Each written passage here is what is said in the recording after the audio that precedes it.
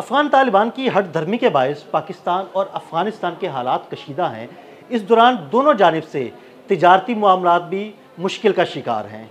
दोनों ममालिक में से किस मुल्क को कितना तिजारती नुकसान हो रहा है, इस बारे में आमिर रज़ा मेरे साथ मौजूद हैं, उनसे बात करते हैं।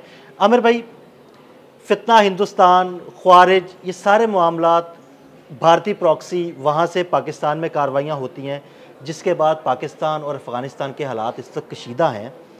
इस दौरान तिजारत का क्या नुकसान हो रहा है दोनों जानिब? अदील भाई, एक अच्छी बात आपकी ये है कि आप उस तरह के मौज़ूआत को लेकर आते हैं जिससे हमें मौका मिलता है बोलने का। मैं आपको एक चीज़ बताऊं, मैंने हमेशा ये बात कही है आपके साथ, जब भी मैंने इस तरह का कोई व्लॉग किया तो मैंने ये बात हमेशा कही है कि पाकिस्तान और अफ़गानिस्तान की लड़ाई में नुकसान सिर्फ अफ़गानिस्तान का होगा। ये बात याद रखें। और इसकी बड़ी वजह यह है कि ये एक लैंड लॉक कंट्री है। लैंड लॉक से मुराद ये है कि इसको समंदर नहीं लगता है। इसकी तमाम तर तजारत जो है वो पाकिस्तान के रास्ते से होती है। और उसकी बुनियाद दूसरी बड़ी वजह यह भी है कि इसका खित्ते के किसी दूसरे मुल्क के साथ भी अच्छे तल्लुकात नहीं हैं। यानी इसके साथ ईरान है, उज़्बेकिस्तान है, ताजिकिस्तान है, रशिया है, उनके साथ भी इनके तल्लुकात इसलिए कशीदा रहते हैं कि ये वहाँ पर भी दहशतगर्दी करते हैं। एक पाकिस्तान का रूट इनके लिए सिल्क रूट बना हुआ था जिसके ज़रिए तजारत करते थे। और यह तजारत समंदर के रास्ते, जो बाहर से माल आना होता था वो अफ़गानिस्तान में पहुँचता था।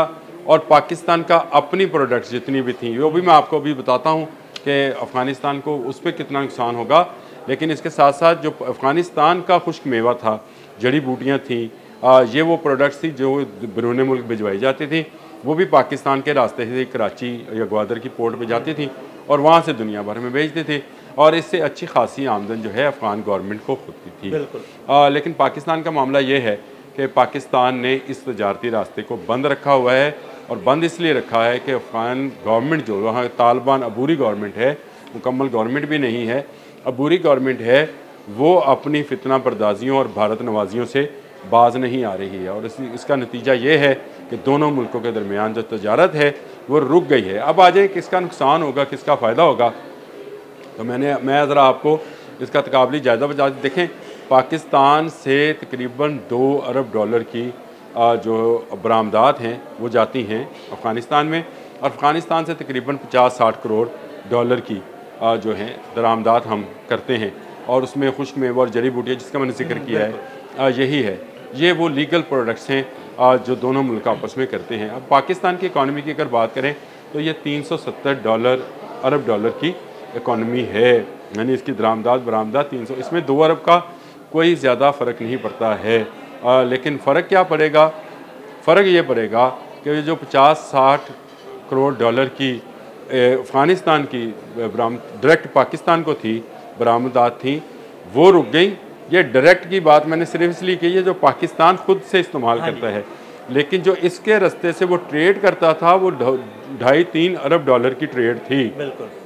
बहुत सारी अपनी प्रोडक्ट्स जो थी, ये खुश्क मेवा, और मैंने बताया आपको खुश्क मेवा, फल और गोश्त, इस तरह की चीज़ें थी, शहद की बड़ी इस तरह की चीज़ें जो थी वो जाती थी। अफ़गानिस्तान कोई ऐसी ख़ास प्रोडक्ट तो बनाता नहीं था, तो बैरून मुल्क जाती थी अफ़गानिस्तान से, उसका रास्ता भी बंद हो गया। यानी आप इसको समझे कि उनको जो नुकसान होगा उसका तखमीना जो है वो फिर 3-4 अरब डॉलर का लगाया गया है। और वो भी इस तरह से कि उसकी इकॉनमी बहुत छोटी इकॉनमी है, अफ़गानिस्तान की बहुत बड़ी इकॉनमी नहीं। एक तो तालिबान की बुरी गवर्नमेंट पूरे अफ़गानिस्तान में है नहीं।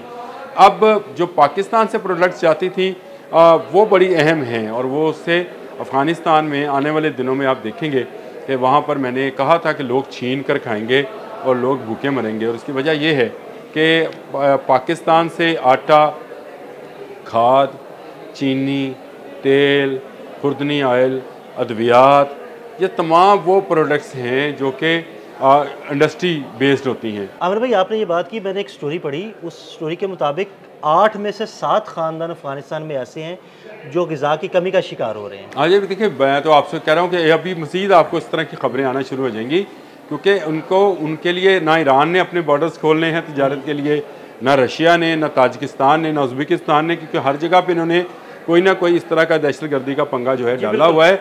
अब पाकिस्तान से जब ये प्रोडक्ट्स नहीं जाएंगी, जिसका पूरी अफ़गान जो आप समझे खुराक का 70 से 80% जो है वो पाकिस्तान पूरा करता है, अफ़गानिस्तान कोई ऐसा जरहेज़ इलाका नहीं है, हाँ जी।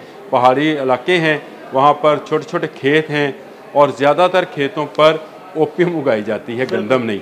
बिल्कुल ऐसे ही। गंदम और आटे की ज़रूरियात वो कहाँ से पूरी करते हैं, चीनी कहाँ से पूरी करते हैं, या इस तरह की पाकिस्तान से जाते हैं। अद्वियात कहाँ से लेते हैं। अगर आप इन पिछले चंद सालों में देखें तो अद्वियात का काम बहुत ज़्यादा जो है अफ़गानिस्तान में वो पाकिस्तान के साथ वाबस्ता हो गया।